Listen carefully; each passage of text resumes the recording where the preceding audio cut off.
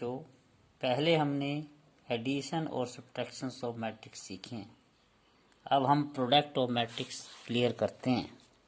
Product of matrix के अंदर suppose करो कि प्रोडक्ट आपके पास एक मैट्रिक्स ए है जिसका एलिमेंट ए आई जे है और जिसका ऑर्डर है m बाई n। दूसरा मैट्रिक्स बी जिसका एलिमेंट बी आई जे है और इसका ऑर्डर है p बाई क्यू। अब प्रोडक्ट कब डिफाइंड होगी? Product A B is defined if अगर प्री मैट्रिक्स यहाँ पर क्या होगा ए और पोस्ट मैट्रिक्स होगा बी। प्री मैट्रिक्स का number of column n post matrix B के नंबर ऑफ रो के बराबर होगा। अब ए मैट्रिक्स में नंबर ऑफ कॉलम कितना है n इज इक्वल टू, और मैट्रिक्स बी में नंबर ऑफ रो कितनी है P, n is equal to P बनेगा। अगर n is equal to P होगा तभी आपके पास ए बी डिफाइंड होगा। नाउ और order of matrix A B, order of A B क्या आएगा आपके पास m बाय क्यू। अब फॉर एग्जांपल हम एक मैट्रिक्स ए लेते हैं जिसकी एंट्री है 2 3 4 5 और दूसरा मैट्रिक्स बी लेते हैं जिसकी एंट्री आपके पास है 2 7 5 3 2 1। फर्स्ट रो की एंट्री आपके पास 2 7 5 आ जाएगी और सेकंड रो की एंट्री 3 2 1 होगी। अब ए बी ऑर्डर ऑफ ए कितना है आपके पास? इसमें आपके पास कितनी रो हैं 2 और कितनी कॉलम है 2 2 by 2। Order of matrix B आपके पास आएगा 2 रो हैं और 3 कॉलम है। अब ए बी डिफाइंड होगी या नहीं होगी तो आपने क्या देखना है, number of column of A. Now A B is defined क्योंकि आपके पास number of column of A किसके बराबर आएगा, number of row of B. A B is defined because number of column of A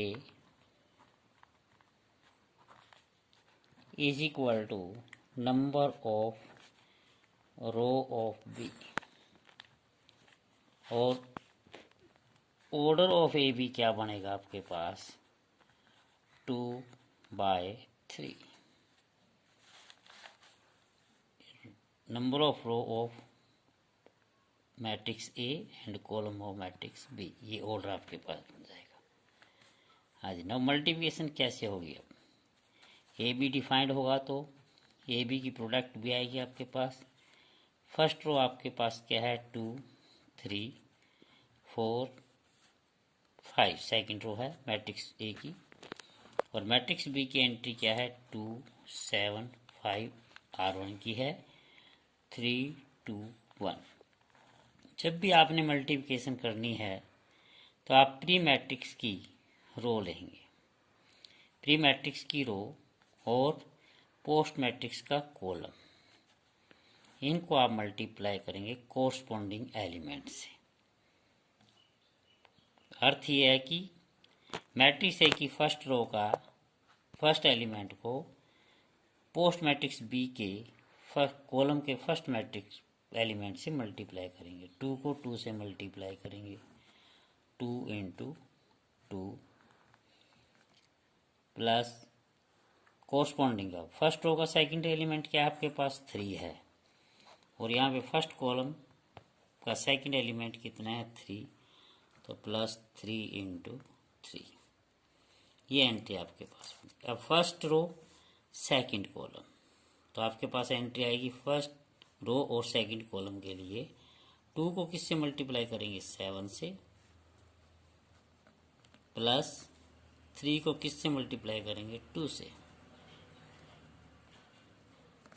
अब फर्स्ट रो थर्ड कॉलम, 2 को किससे multiply करेंगे 5 से, प्लस 3 को किससे मल्टीप्लाई करेंगे 1 से।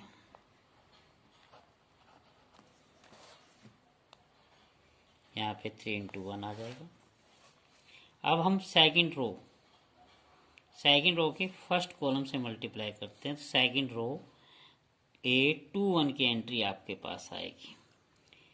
सेकंड रो फर्स्ट कॉलम कितना बनेगा, 4 को किससे मल्टीप्लाई करेंगे 2 से, फर्स्ट एलिमेंट को फर्स्ट से करना है, प्लस सेकंड को सेकंड से करना है। 5 यहाँ पर सेकंड रो का एलिमेंट 5 है, तो फर्स्ट कॉलम का एलिमेंट 3 है।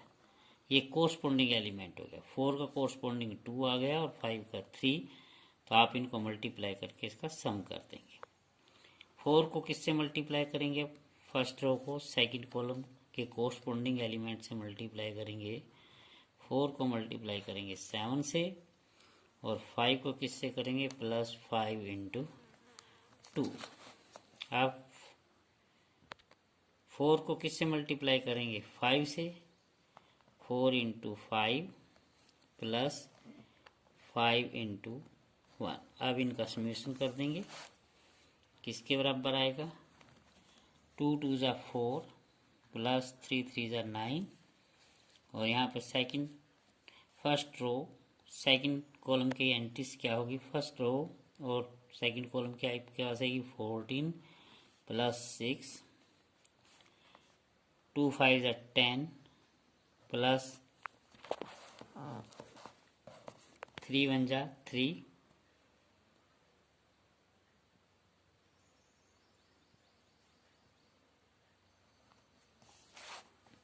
4 2 ज़ा 8 प्लस 5 3 ज़ा 15। 4 को 7 से करेंगे, 4 28 प्लस 10, 4 5 ज़ा 20 प्लस 5 1 ज़ा 5। और सिंप्लीफिकेशन आ जाएगी आपके पास 4 plus 9 13, 14 plus 6 20, 10 plus 3 13, 23, 38, 25। Matrix A भी आपके पास ये एंट्री आ चुकी है और इसका ऑर्डर क्या बना है 2/3 बना है। Find a matrix X such that X into matrix which entries are 1 2 3 4 5 6 is equal to another matrix which entries of first row -7 -8 -9, entry of second row is array 2 4 6। now अब बच्चों इसके दो तरीके हैं, एक तो यूजिंग बाय इनवर्स से अगर हम इसको निकालेंगे तो ये पोस्ट मैट्रिक्स में है और इसके उधर जाके इक्वल इनवर्स बनेगा, तो इसका इनवर्स इससे मल्टीप्लाई होगा। एक तरीका तो आपके पास ही है, परंतु इसमें हम इनवर्स वाला मेथड तो लगाएंगे नहीं और हम मल्टीप्लिकेशन वाला ही रूल लगाएंगे, क्योंकि हमने मल्टीप्लिकेशंस के क्वेश्चन किए हैं। तो हम मल्टीप्लिकेशंस में एक्स के एलिमेंट मानेंगे। अब यहाँ पर एक्स के एलिमेंट्स किस तरीके से मानेंगे, इसमें कितनी रो होंगी कितने कॉलम होंगे वो अब आपने देखना है। यहाँ पर सपोज करो ऑर्डर ऑफ मैट्रिक्स एक्स किसके बराबर है आपका m/n। अब यहाँ पर x का ऑर्डर कितना आ जाएगा m/n इनटू अनदर मैट्रिक्स का ऑर्डर क्या होगा जिसकी एंट्री आपके पास है 1 2 3 4 5 6। किस ऑर्डर में बच्चों इसमें कितनी रो हैं 2 हैं, कॉलम कितने हैं 3 हैं, 2/3 equal to matrix which entries are -7 -8 -9 2 4 6। इसकी एंट्री बच्चों आपके पास है, इसमें 2 रो हैं और 3 कॉलम है 2/3। अब इन दो मैट्रिक्स की मल्टीप्लिकेशन कब डिफाइंड होगी, कब ये मल्टीप्लिकेशन के लिए कंफर्टेबल होंगे, जब प्री मैट्रिक्स का number of column number of column of pre matrix क्या है आपके पास, x है। Number of column means n is equal to किसके बराबर होगा, number of row of post matrix. Post matrix आपके पास ये है, ये x मैट्रिक्स है और ये आपका प्री मैट्रिक्स है और ये पोस्ट है। इसकी रो कितनी है, 2 है। n इज इक्वल टू 2 आएगा। तो अब इन दोनों मल्टीप्लिकेशंस का जो ऑर्डर है वो क्या आएगा, ऑर्डर ऑफ मल्टीप्लिकेशंस m/3 और m/3 किसके इक्वल होगा, n तो आपका 2 के पास आ गया, n इज इक्वल टू 2 हो गया। अब इस प्रोडक्ट का मैं ऑर्डर क्या बनेगा, m into 3 is equal to किसके बराबर होगा, 2 इंटू 3। तो यहाँ पर m की वैल्यू भी कितनी आ जाएगी, 2। तो मैट्रिक्स x का ऑर्डर कितना बन जाएगा आपके पास, 2 इंटू 2। अब यहाँ पर x के एलिमेंट 2/2 में मानने हैं, 2 रो लेनी है और 2 कॉलम लेने हैं। तो 2 रो के एलिमेंट आपके पास बनेंगे a b c d। इसमें 2 रो लेनी है और 2 कॉलम है। ये ऑर्डर आपका बन गया 2/2। अब यहाँ पर आप स्टेटमेंट में x की वैल्यू रखेंगे, क्या आएगी, a b c d। x की जगह मैट्रिक्स की वैल्यू रखेंगे a b c d into multiplication post matrix 1 2 3 4 5 6 is equal to -7 -8 -9 2 4 6। Multiplication करते हैं तो हम क्या करेंगे, प्री मैट्रिक्स की रो लेंगे और पोस्ट मैट्रिक्स के कॉलम से उसके कोरस्पॉन्डिंग एलिमेंट से मल्टीप्लाई करके उनका समेशन कर देंगे। अब फर्स्ट रो का एलिमेंट आपके पास a और b है, फर्स्ट कॉलम के एलिमेंट्स है 1 और 4। a का कोरस्पॉन्डिंग एलिमेंट 1 हो गया और b का हो गया 4। तो क्या बनेगा, a को 1 से मल्टीप्लाई करेंगे a आ जाएगा, और सेकंड एलिमेंट जो है फर्स्ट रो का b को फर्स्ट कॉलम के सेकंड एलिमेंट से मल्टीप्लाई करेंगे 4 से 4b। अब a b को सेकंड कॉलम में मल्टीप्लाई करेंगे, क्या आएगा, 2a plus 5b। Now first row के हम थर्ड कॉलम से एलिमेंट करेंगे, फर्स्ट मल्टीप्लाई करेंगे तो क्या आएगा, फर्स्ट प्री मैट्रिक्स की फर्स्ट रो है a और b और थर्ड कॉलम के एलिमेंट है पोस्ट मैट्रिक्स में 3 6। a का कोरस्पॉन्डिंग 3 हो गया, फर्स्ट एलिमेंट का कोरस्पॉन्डिंग फर्स्ट होता है, सेकंड का सेकंड हो जाएगा, क्या आएगा, 3 को a से मल्टीप्लाई करेंगे 3a प्लस 6b।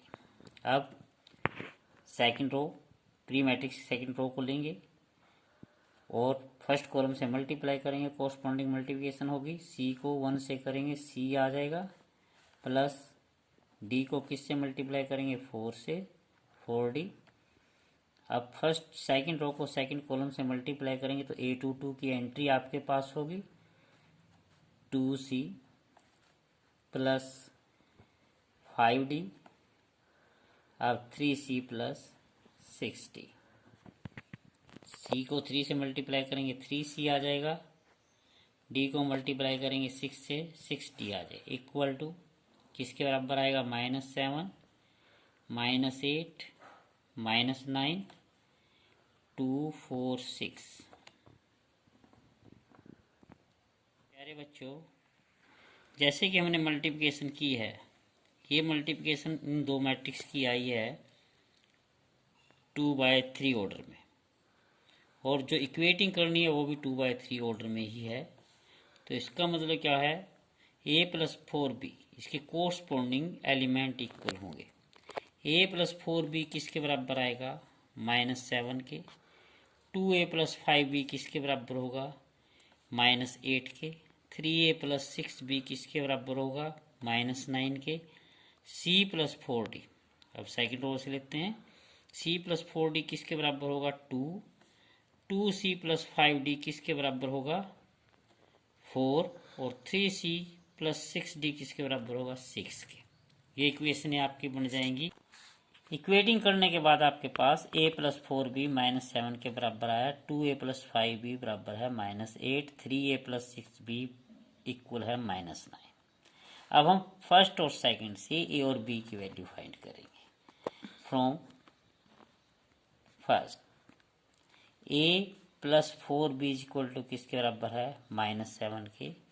यहाँ पर आपके पास क्या आएगा, from a is equal to -7 minus 4b put in equation number second. Equation second में पुट करेंगे तो क्या बनेगा, 2 into -7 minus 4b plus 5b is equal to -8। Simplification करेंगे, -14 -8b plus 5b is equal to -8, और आपके पास बन जाएगा -3b is equal to -8 plus 14 that is equal to 6, b is equal to 6 upon -3 that is equal to -2। b की value आपके पास -2 आई है, तो a की कितनी बनेगी, a is equal to -7 minus 4 into -2 -7 plus 8 is equal to 1। अब जैसे आपके पास a इज इक्वल टू 1 है, b इज इक्वल टू -2 है, और थर्ड इक्वेशन आपकी 3a plus 6b is equal to -9 के लिए, तो इसको एग्जिस्ट करेंगी या नहीं करेंगी आपने इसमें चेक करके देखना है। तो a की इस वैल्यू में थर्ड इक्वेशन में पुट करेंगे, वो value of a and b in third. अगर इसको सेटिस्फाई नहीं करेंगी तो ये आपका क्वेश्चन नॉनसेंस हो जाएगा, ये इसको एग्जिस्ट नहीं करेगा। और यहाँ पर बन जाएगा 3 इंटू 1 प्लस, अब ये थर्ड इक्वेशन आपके पास है 3a plus 6b is equal to -9, इसमें a is equal to 1 put करेंगे, b is equal to -2 put करेंगे। 6 into -2 is equal to -9, 3 -12 is equal to -9 is equal to -9, satisfied. इसका अर्थ हुआ कि a और b की वैल्यू दोनों आपके पास एग्जिस्ट करती है। बच्चों c plus 4d from equation number 4, यहाँ पर आपके पास वैल्यू है c plus 4d is equal to 2, 4d is equal to c is equal to 2 minus 4d। c आपके पास आएगा 2 माइनस 4d के बराबर आएगा। अब पुट कर देंगे इसको इक्वेशन नंबर 5 में। इक्वेशन नंबर 5 आपके पास क्या है, 2c plus 5d is equal to 4, 2 into 2 minus 4d plus 5d is equal to 4, 4 minus 4 8d, 4 को 2 से मल्टीप्लाई करेंगे 8d आ जाएगा, plus 5d is equal to 4, minus 8d plus 5d minus 3d is equal to 4 minus 4 0, और d is equal to आपके पास आ जाएगा 0। अब d की वैल्यू पुट करेंगे 4 में, c plus 0 is equal to 2, c is equal to 2 आ जाएगा। और ऐसे ही हम इसमें इक्वेशन नंबर 6 में सेटिस्फाइड करके दिखाएंगे इसको। इक्वेशन नंबर 6 क्या है, 3c plus 6d is equal to 6, 3 into 2 plus 6 into 0 is equal to 6, 6 plus 0 is equal to 6, 6 is equal to 6, satisfied हो जाएगी। तो इसलिए आपका matrix x is equal to क्या था, a b c d। यहाँ पर वैल्यू पुट करेंगे, a की क्या वैल्यू आएगी आपके पास, a की value 1, b is equal to -2, c is equal to आपके पास कितना था 2, और डी इज इक्वल टू 0। तो इस तरीके से आपका मैट्रिक्स एक्स फाइंड हो चुका है। Thank you.